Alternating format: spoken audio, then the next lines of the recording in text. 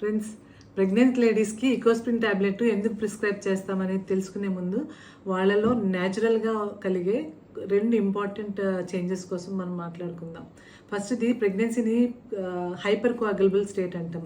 Pregnant ladies తాలూకా రక్తనాళాల్లో blood clots అనేవి మిగతా వాళ్ళతో కంపేర్ చేస్తే ఎర్లీగా ఫామ్ అవడానికి అవకాశం ఉంటుంది.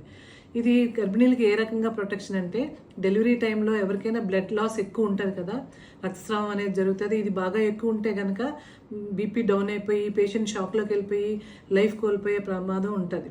సో ప్రెగ్నెంట్ లేడీస్ యొక్క రక్తనాళాల్లో బ్లడ్ క్లాటింగ్ అనేది ఎర్లీగా ఫామ్ అవుతుంది కాబట్టి అది కొంతవరకు వీళ్ళకి రక్తస్రావం నుంచి ప్రొటెక్షన్ ఇస్తుంది. ఇంకా రెండో చేంజ్ ఏంటంటే, 12-13 వారాలప్పటి నుంచి బేబీ డైరెక్ట్గా మదర్ నుంచి ప్లజెంటా ద్వారా ఆక్సిజన్ని, పోషకాలని, బ్లడ్ని డ్రా చేస్తుంది. మరి ప్లజెంటాకి మదర్ నుంచి వెళ్ళే రక్తనాళాలని స్పైరల్ ఆర్టీరియోల్స్ అంటారు. ఇవి బిగినింగ్లో చాలా నేరోగా ఉంటాయి. ఇట్లా 12-13 వారాల నుంచి అవి వాటి డయామీటర్ కొంచెం వెడల్పవడం మొదలు పెడుతుంది, డైలేట్ అవుతాయి. సో దట్ వాటి నుంచి బ్లడ్ ఫ్రీగా బేబీకి వెళ్ళడానికి, బేబీ గ్రోత్ మంచిగా ఉండడానికి, ఇంకా ముఖ్యంగా ఏంటంటే డెలివరీ టైంలో గర్భసంచి గోడలు స్ట్రాంగ్గా కంట్రాక్ట్ అయ్యి లోపల ఉన్న బేబీని బయటికి పుష్ చేస్తాయి కదా, అలా కంట్రాక్ట్ అవుతున్నప్పుడు ఈ స్పైరల్ ఆర్టీరియల్స్ అనేవి కంప్రెస్ అయిపోయి బేబీకి ఫుడ్, ఆక్సిజను, బ్లడ్ ఫ్లో తగ్గిపోకుండా ఉండడానికని ఇవి ముందు నుంచి వాటి డయామీటర్ కొంచెం వెడల్పు అవుతుంది ప్రెగ్నెన్సీలో. ఇది ఒక ప్రొటెక్టివ్ ఫినామినన్.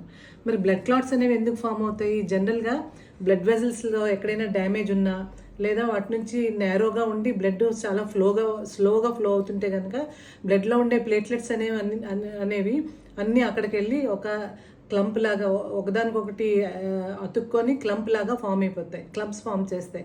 దాని మీదకి బ్లడ్లో ఉండే ఫైబ్రిన్ అనే స్టిక్కీ మెటీరియల్, కొన్ని బ్లడ్ సెల్స్ వెళ్ళి అతుక్కొని క్లాట్ ఫామ్ చేసి రక్తస్రావం ఫర్దర్గా అవ్వకుండా, బ్లడ్ ఫ్లో అవ్వకుండా నివారిస్తాయి. ఇకోస్ప్రిన్ ట్యాబ్లెట్ అనేది ఈ ప్లేట్లెట్స్ అగ్రిగేట్ అవ్వడాన్ని, క్లంప్ అవ్వడాన్ని ప్రివెంట్ చేస్తుంది. కాబట్టి ఇకోస్ప్రిన్ని యాంటీ ప్లేట్లెట్ ఏజెంట్ అని అంటాం. కొంతమంది గర్భిణీ స్త్రీల్లో ఈ స్పైరల్ ఆర్టీరియోల్స్లో వచ్చే న్యాచురల్గా వచ్చే డైలటేషన్ అనేది జరగదు.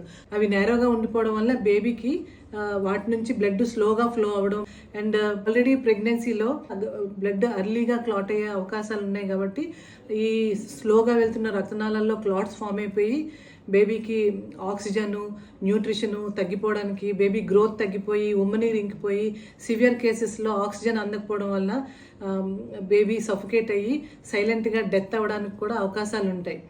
ఎలాంటి వాళ్ళలో ఇలాంటి ప్రాబ్లమ్స్ రావచ్చు, ఎవరికి ఇకోస్ప్రిన్ అవసరం అవుతుంది అని తెలుసుకోవడానికి please follow my next video. Thank you.